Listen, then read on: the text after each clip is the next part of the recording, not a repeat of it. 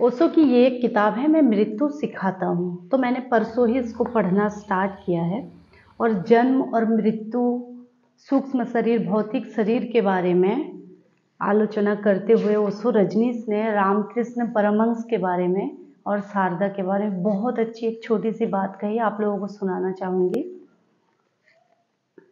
रामकृष्ण के जीवन में एक अद्भुत घटना है। रामकृष्ण को जो लोग बहुत निकट से जानते थे, उन सबको ये बात जानकर अत्यंत कठिनाई होती थी कि रामकृष्ण जैसा परमहंस, रामकृष्ण जैसा समाधिष्ठ व्यक्ति भोजन के संबंध में बहुत लोलुप था।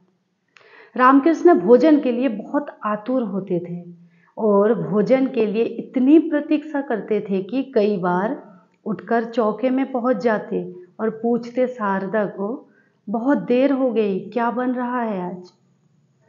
ब्रह्मा की चर्चा चलती और बीच में ब्रह्म चर्चा छोड़कर पहुंच जाते किचन में और पूछने लगते, क्या बन रहा है आज, और खोजने लगते। शारदा ने भी उन्हें कहा कि आप क्या करते हैं ऐसा, लोग क्या सोचते होंगे कि ब्रह्म की चर्चा छोड़कर एकदम अन्य की चर्चा पर आप उतर आते हैं। रामकृष्ण हंसते और चुप रह जाते।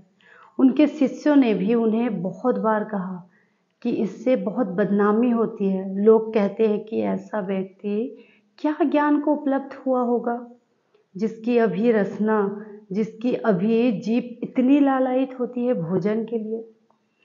एक दिन शारदा ने रामकृष्ण की पत्नी ने बहुत कुछ भला बुरा कहा। रामकृष्ण ने कहा कि पागल, तुझे पता नहीं, जिस दिन मैं भोजन के प्रति अरुचि प्रकट करूं, तो समझ लेना कि अब मेरे जीवन की यात्रा केवल 3 दिन और शेष रह गई है।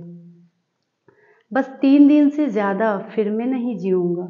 जिस दिन भोजन के प्रति मेरी उपेक्षा हो, तो समझ लेना कि 3 दिन बाद मेरी मौत आ गई है। शारदा कहने लगी, इसका अर्थ?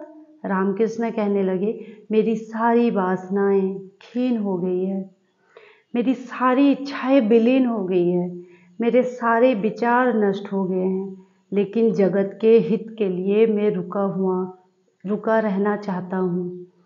मैं एक वासना को जबरदस्ती पकड़े हुए हूँ, जैसा किसी नाव की सारी जंजीरों खुल गई हो और एक जंजीर से नाव अटकी रह गई हो, और एक जंजीर और छूट जाए तो नाव अपनी अनंत यात्रा पर निकल जाएगी।